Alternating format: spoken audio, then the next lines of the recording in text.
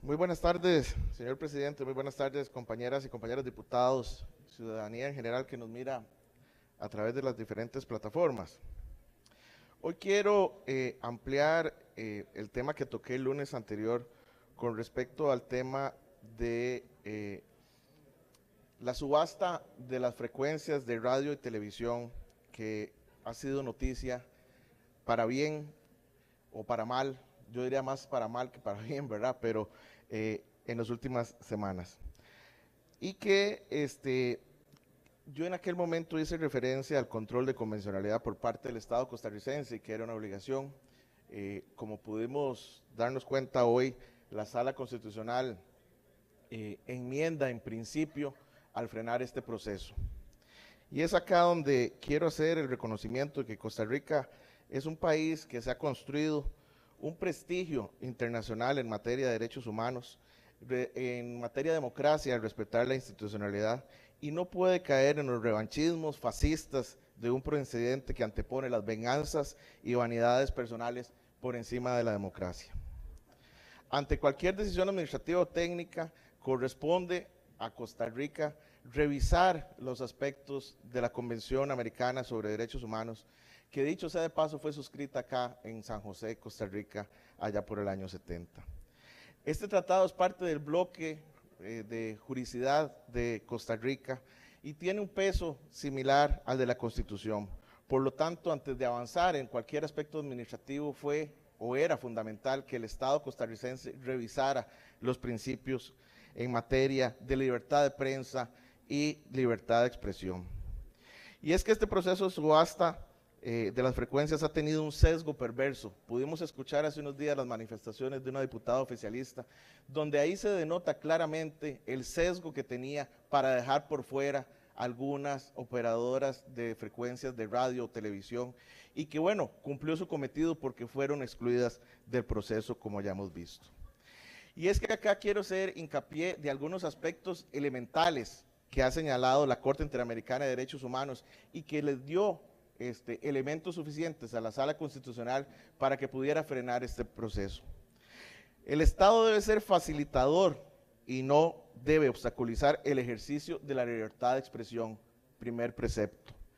Con respecto al espectro radioeléctrico, que es un bien público, debe garantizarse el uso pluralista, o sea, debe de ser para varias entidades o empresas.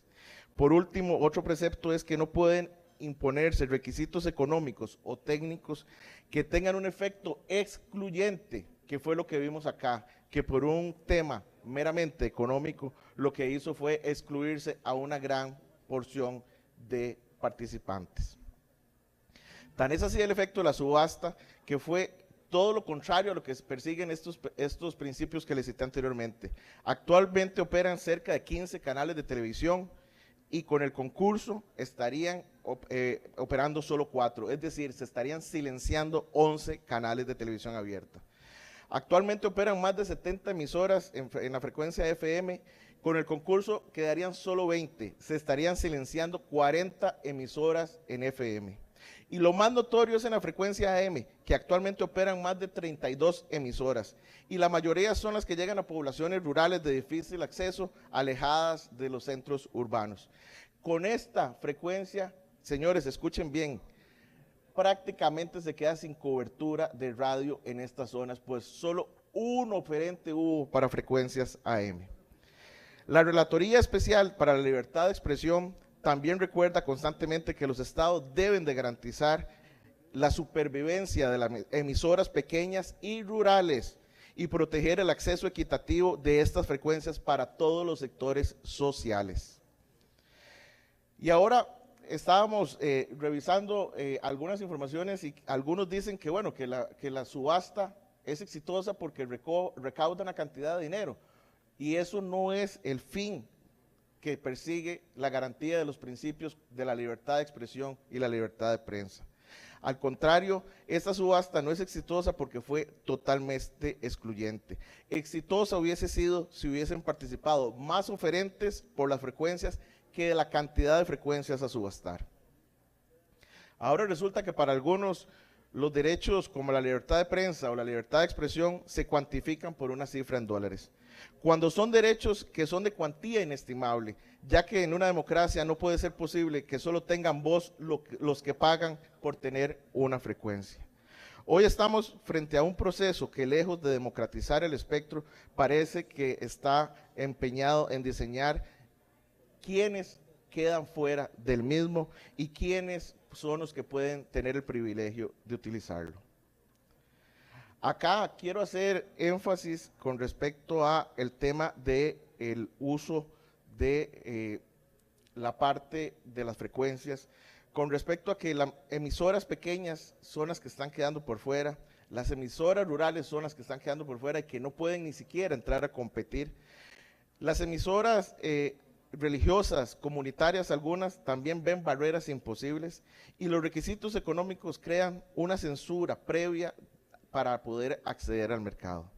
Esto constituye una forma de discriminación indirecta incompatible con los estándares internacionales y con la propia constitución política del Estado costarricense.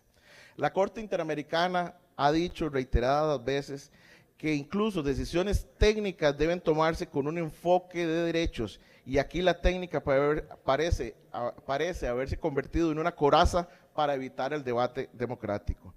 Lo que está ocurriendo es grave, señoras y señores. Se está provocando un apagón de voces locales, se está empujando a los medios regionales a la marginalidad y se está concentrando el espectro en las manos de unos pocos. Pero bueno, como les decía hace un momento, no todo está perdido. Hoy la Sala Constitucional, en un fallo que acoge los recursos, suspende este acto y lo suspende precisamente haciendo hincapié en